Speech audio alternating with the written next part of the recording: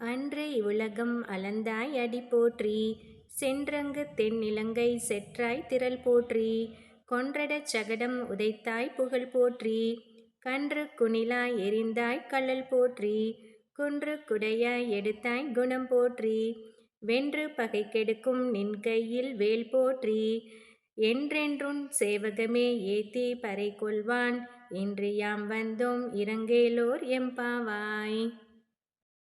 அன்று இவ்வுலகம் அளந்தாய் அடி போற்றி. மகாபலி சக்கரவர்த்தியின் கர்வத்தை அடக்க இந்த உலகத்தை 3 அடிகளால் அளந்தாய். உன் திருவடி போற்றி.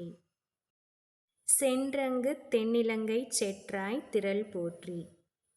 ராமாவதாரத்தில் சீதையை மீட்க இலங்கை சென்று ராவணனை வீழ்த்தினாய்.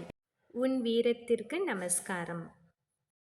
கொன்றட சகடம் உதைத்தாய் புகழ் போற்றி. சக்கர வடிவில் வந்த சகடன் என்னும் அசுரனை ஒரே உதையில் வீழ்த்தியவனே, உன் புகழுக்கு நமஸ்காரம். கன்று குணிலாய் எறிந்தாய் கழல் போற்றி.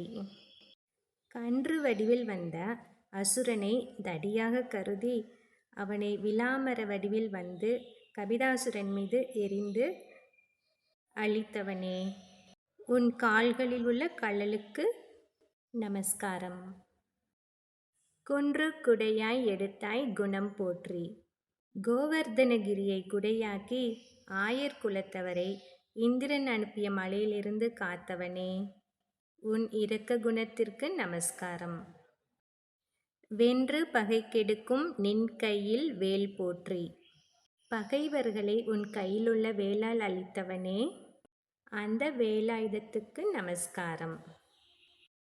என்றென்றுன் சேவகமே ஏத்தி பறை கொள்வான்.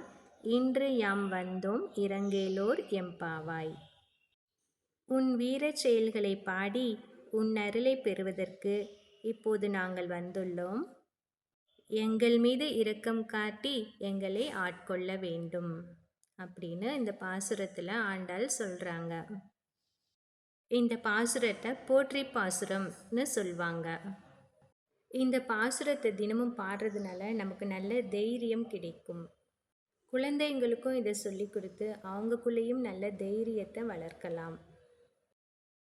அன்று இவ்வுலகம் அளந்தாய் அடி போற்றி. சென்றங்கு தென்னிலங்கை செற்றாய் திரள் போற்றி. கொன்றடச் சகடம் உதைத்தாய் புகழ் போற்றி. கன்று குணிலாய் எறிந்தாய் கழல் போற்றி. குன்று குடையாய் எடுத்தாய் குணம் போற்றி. வென்று பகை கெடுக்கும் நின் கையில் வேல் போற்றி. என்றென்றுன் சேவகமே ஏத்தி பறை கொள்வான். இன்று யாம் வந்தோம் இரங்கேலோர் எம்பாவாய்.